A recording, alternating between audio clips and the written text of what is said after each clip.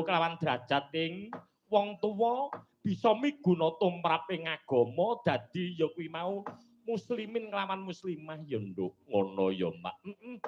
Yen to mung babakan perkara bondo donya kuwi saka kodrate sing gawe urip nduk ngono. Iya ning duwe putra kuwi mau luwih becik dipondhokake gen ngerti marang budayane gen ngerti marang agamane.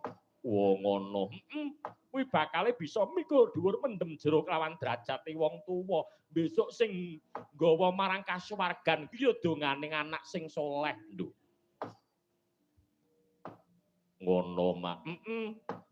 Titi kalungguhan niki ya kuwi mau disembadani kelawan para kadang panitia. Iya. Ya kuwi mau panjenenganing Rama Kyai Nurkomari, Nduk. Ngono ya, Mak.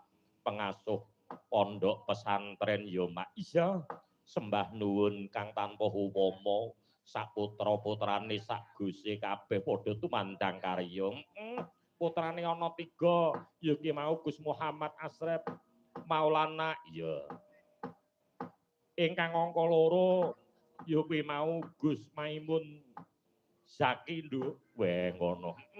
Ingkang angka 3 nggih menika Robitul Hasan Ahmad Sahari. Weh ngono ya Mak. Iya, sembah nuwun kang tanpa upami. Weh sembah nuwun.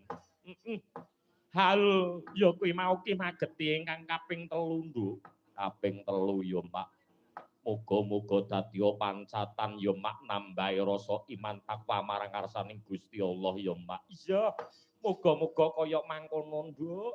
Iki iso ndadekake pancatan pokoke tekading para kiai kampung Nusantara Nduk. Ya kuwi mau Jawa digawa Arab digarap. Weh ngono Mak. Dadi Jawa digawa Arab digarap. Weh ngono ya Mak. Dadi ora ninggalake adat adi widi-widana tinggalaning para luhur Nduk. Ngono Mak. Titi kalenggan kang bagya mulya sowaning abiwantara mring ngarsaning para pepunden. Mring ngarsaning para pepunden. Ya kuwi mau titi kalenggan ingkang makempal menika kathah sanget panjenenganipun saking Kadang Muspika di Kepareng Rawuh. Panjenenganipun Bapak Pariwisata Kepareng Rawuh. Wah komplit, Nduk. Iya. Panjenenganipun pepunden kula dalang. Inggih menika panjenenganipun Naraka Mas Ki Dalang Winarta Sarjana Seni nggih Kepareng Rawuh. Sembah nuwun sampa upama, Nduk. Ya kuwi mau ketua Dewan DPRD Kabupaten Magetan Kepareng Rawuh. Wah ngono Kang Ratna Kepareng Rawuh. Sembah nuwun ing tanpa upami. Inggih. Ngaturaken salam takdim kunjuk mring ngarsanipun Bapak Demang Kadang Muspika saking Kecamatan Panekan lan ugi saking Kabupaten Magetan. Sembah nuwun lan ugi ngaturaken wilujeng rawuh inggih menika wau sagungipun para kiai para ngalim ingkang saking Laladan Ponorogo Madiun Ngawi. Weh ngono. Makumpul dadi sawiji kok, Nduk. Ngono. Wis tak kandhakake mau ngarep ya kuwi mau ora golek pengakuan nanging ya kuwi mau golek katentreman, Nduk.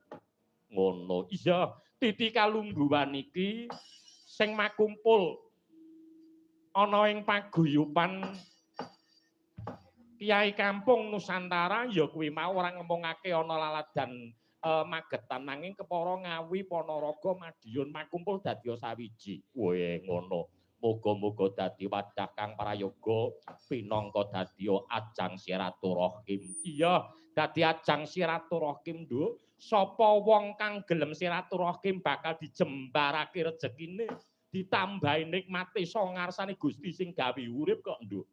Ngono ya, Mak. Ora ana kabahagiaan tanpa paseduluran, Nduk. Ngono ya, Mak. Iya.